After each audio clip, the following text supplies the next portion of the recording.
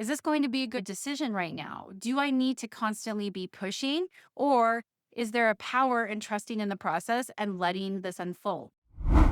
Hi, and welcome back to Reflect Forward. I'm your host, Kerry Siggins, and I'm so glad you are here today. Today, we are going to talk about the delicate dance between actively making things happen or a bias to action and the power of letting things unfold naturally. I am the kind of person who wants to make things happen, who does make things happen. I absolutely have a bias toward action, and it has served me well. But it's hard, and it comes with some downside, if I'm being honest. And I've been thinking a lot about this. I've going through a lot of personal changes in my life, and I'm really wanting to discern when is the time to push and when is the time to just let things flow. I don't always have to push, but I don't want the pendulum to swing too far the other way where I'm just like, oh, I'm just going to see what happens. There's a balance in there. And that is the crucial leadership skill right here is discernment, knowing when to push and know when to pause. I'd like to start off by talking about a bias to action because that is something that we all talk about. All leaders want a bias towards action. We want to take action. We want to move forward. We want people who work for us to also take action. But there's some things that can happen. So I want to share some personal stories about how a bias towards action has helped me and how it has hindered me. So the first one was COVID. In COVID, there were so many unknowns. Leaders did not know what the next day was going to look like. We didn't know how long it was going to last. And we had to take decisive action to make sure that our companies were able to survive. I really leaned into my bias towards action, and I think that it paid off. We made some very tough decisions, but we acted. We didn't just wait and see what happened. And it allowed us to come out of the pandemic in a stronger financial position than we went in, to be quite honest, which seems crazy. But we made some really, really tough decisions that set the company up for success. That is a positive outcome of bias towards action. Something's going on. It's a crisis. We need to figure it out. Let's take action and go. On the flip side, I have had a bias towards action where I've moved too fast. Recently, I pushed us to launch a product offering that wasn't ready. We wanted to do it as a pilot and see how the market tested it, but it was still too early, even for that pilot launch. And we wound up having to give customers credit for the pilot that they invested in. And that was a bias towards action of wanting to move, wanting to get it tested, wanting to see how the market reacted to it, but the product wasn't ready yet. So my bias towards action on that one, well, it wound up us having to have some tough conversations with customers and giving them credits. So that is when it can be a negative. A lot of leaders will say a bias to action is the number one leadership trait that you can have. And while I think it's important, I do think it can get you in trouble. So let's talk about the pros and cons of a bias towards action because it is important. Leaders need to be decisive, they need to make decisions. And they also just need to be careful not to fall in the trap of making decisions too quickly. So, the pros of having a bias towards action is that it accelerates things. It accelerates achievement, it accelerates innovation, it pushes the company forward. A bias towards action clearly communicates a leadership vision. We are going to achieve this in the next 5 years, and here's how we're going to do it. We're going to take action decisively in these areas, and we're going to push that forward. So, it allows people to see that vision and then you're taking action towards that vision. And finally, a bias towards action enhances accountability and responsibility within teams because when your team understands that action is what they're going to be measured on and that you are going to hold them accountable for delivering on that, there is more of a chance that they're going to take responsibility for delivering that. That is what happened with this product launch that we had. It was very clear we were going to take action. I set forth, this is what I would like this to look like, and the team delivered. And granted, it was a poor decision on my part, but the team delivered and there was accountability there and they felt responsibility for making it happen. So those are the pros of a bias to action. The cons of a bias to action are one, a risk of burnout. When people are constantly pushing, you can burn out. You can burn people out. I definitely have seen this. I have felt it myself. That's actually why I'm having this conversation with myself right now, is because there's so much change that's going on. I don't want to burn out. And I don't need to always be pushing. Sometimes I can let things flow. I don't want to increase my risk of burning out. And I don't want to increase the risk of my team burning out. But if you constantly have that bias towards action, that can absolutely happen. You can also overlook critical inputs from your team, which can create blind spots. In my example of pushing for a product that wasn't ready, I know that my team did not necessarily agree with that idea. In fact, there was some talk about it, but because we were so invested in trying to, or I should say, I was so invested in trying to get this product out and prove that we could make it work, I overlooked those critical inputs. We did not make the right decision, and there was a blind spot there.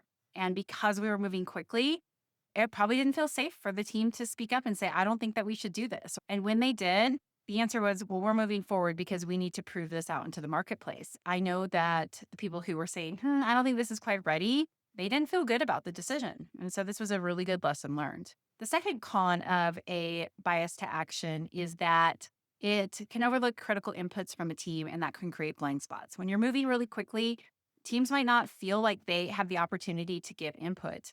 And you might not slow down enough to ask them for input to say, is this a good idea? And that might create a blind spot for you.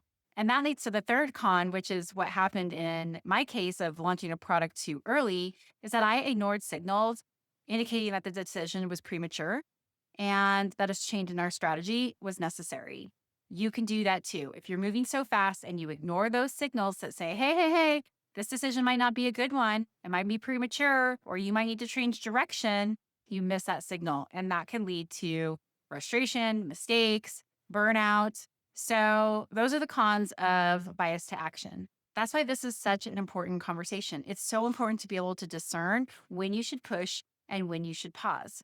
And I like this statistic from Harvard Business Review because I think that it shows this dichotomy that's there. 60% of executives consider decisiveness and action orientation among the top three leadership traits.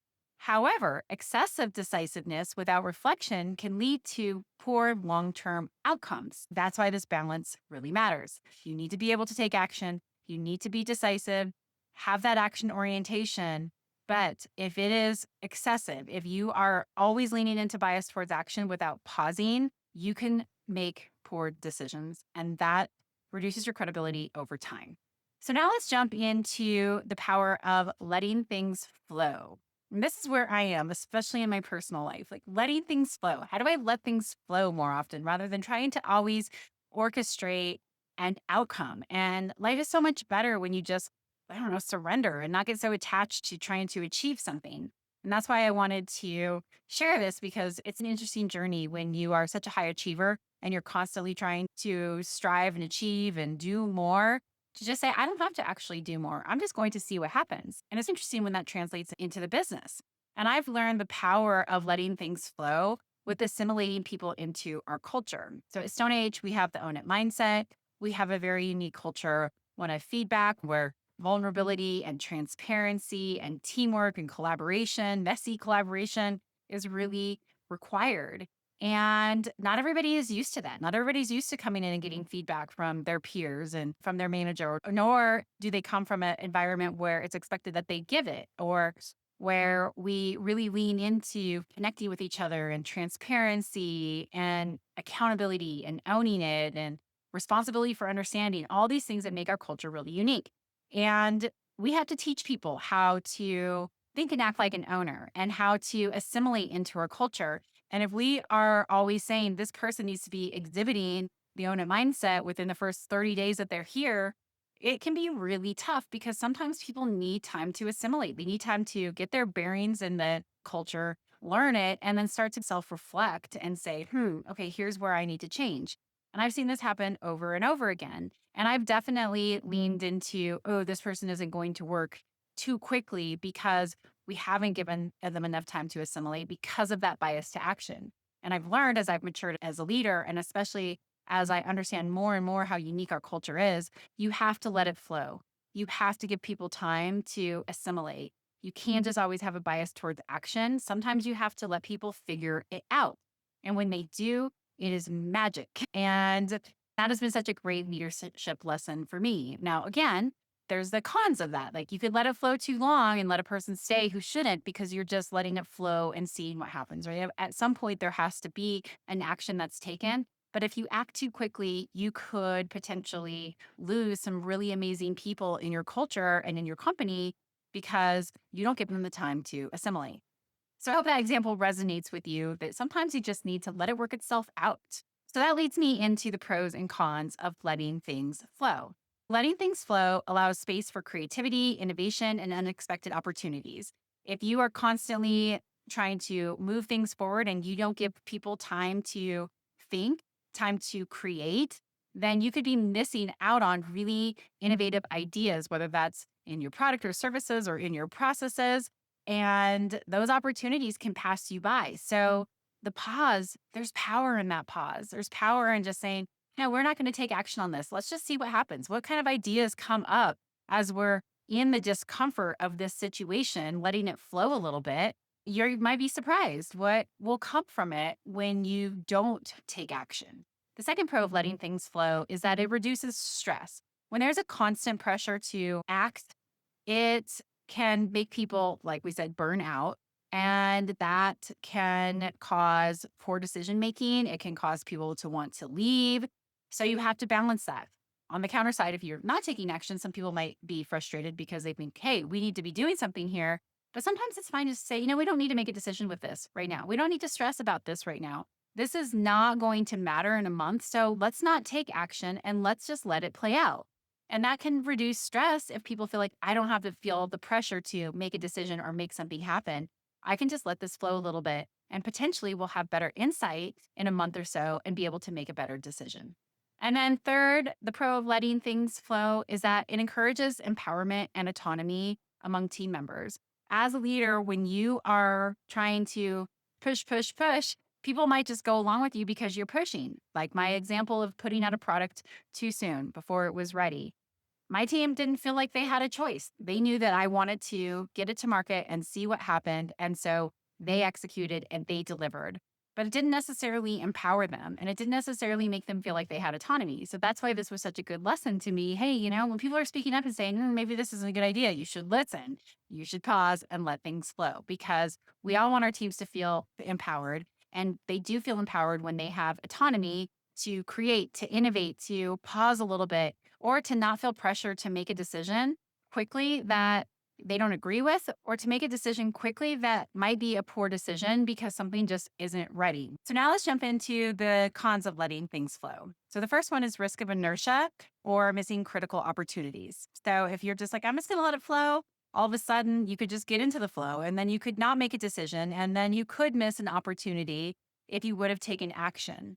The second con of letting things flow is that it can be perceived as a lack of direction or leadership. Sometimes people want answers. And if you say, hey, we're just going to let it play out a little bit, that could feel like this person isn't decisive and not making a decision. And that could frustrate some people.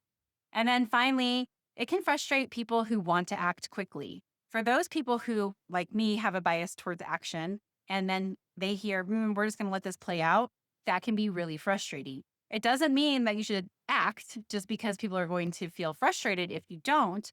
But I think it's important to be aware that some people want to move quickly, they want to make decisions, and letting things flow can be very uncomfortable for them. So hopefully that gives you kind of a framework around the pros and the cons of bias towards action and letting things flow. And as we jump into discernment, right, finding the balance, I wanted to share the story of Steve Jobs because he famously exemplified both traits. He was initially known for his intense drive. He wanted to get things done. And as he matured as a leader and as he realized that there needed to be time for the creative process, he later spoke about the importance of patience and trusting the process. And he said, you can't connect the dots looking forward. You can only connect them looking backwards. And I think that so beautifully sums up this idea that you have to pause and learn. Pause and say, is this going to be a good decision right now? Do I need to be pushing? Or is there a power in trusting in the process and letting this unfold? Is patience what's needed here? And that's how you can connect those dots going forward by learning from the positive things that came from bias to action and the negative things that came from it. And the same with letting things flow, with taking that pause. You've got to be able to look at that and say, what is needed in this situation? So what's really key in all of this is discernment. It's about knowing when to push or when to pause. So how do you do that? You start by asking yourself some questions. First, ask yourself, does this situation need immediate intervention or is patient more likely to reveal a better path? If it's a crisis, it probably needs immediate intervention. If it's not, maybe a little bit of patience might allow things to unfold or allow you to get a little bit more information before you make that call and potentially make the wrong call. Number two, you can ask yourself, am I pushing myself out of habit or fear of losing control? This is a great question. This is a question I've been asking myself so much lately. Why do I want to drive forward so much? Is it because it's just this habitual thing that I've spent the last 20 years of my life doing? Is it because I feel like I need to control the outcome and so I need to drive towards that outcome? Is it because I feel pressure that if I don't do XYZ, people aren't going to see me as a great leader or a great business builder or a great CEO? Ask yourself those questions and be really honest. What is motivating you to want to take that bias? It's really important to ask yourself these questions so that you understand if it's your ego or your habits or your patterns that are causing you to make this decision rather than making a sound decision. Because sometimes pausing is what's required, but our egos just won't let us. And finally, number three, ask yourself, what signals am I receiving from my team and the environment about the appropriate pace? You're receiving signals all the time. People are trying to tell you whether they're telling you verbally or not. Look at what your team is telling you. Look at their body language. Ask questions. If there's resistance, dig, be curious. If there is a reason to pause, pause. If there is a reason to push, then you need to push. But before you do it, you should pay attention to those signals. That will help you discern what is the right pace to take here. So I'm doing this right now with the tariff situation. And I'm not the only one. There's so many unknowns that it's really difficult to make a decision of this is what we need to do. So let's just pause. We're going to be really smart about how we're running the company and managing our expenses. And we're just going to wait and see how all of this rolls out so that we don't make a decision prematurely and then have something change with the tariffs. And we're just going to deal with each issue as it arises as a case by case situation until we understand the full scope of what's happening with the tariffs. This is a much better way to approach it.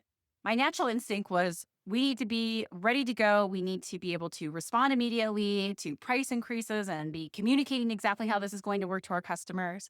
But as I thought about it, I was like, well, what am I going to say? And what are we going to actually do? Maybe there's just power in pausing and letting it see how it plays out. So we did that for a few weeks and we sent out a communication to our customers just saying basically the same thing. We're just waiting to see how this is all going to play out. We will let you know as soon as we know and we have a strategy around this. But we just have to be patient as we see how things unfold. So that's an example of the power of letting it flow. We will have to take action at some point, but we don't need to take it prematurely. We can see what this impact is going to be and we can make a better decision by just letting it flow for a little bit.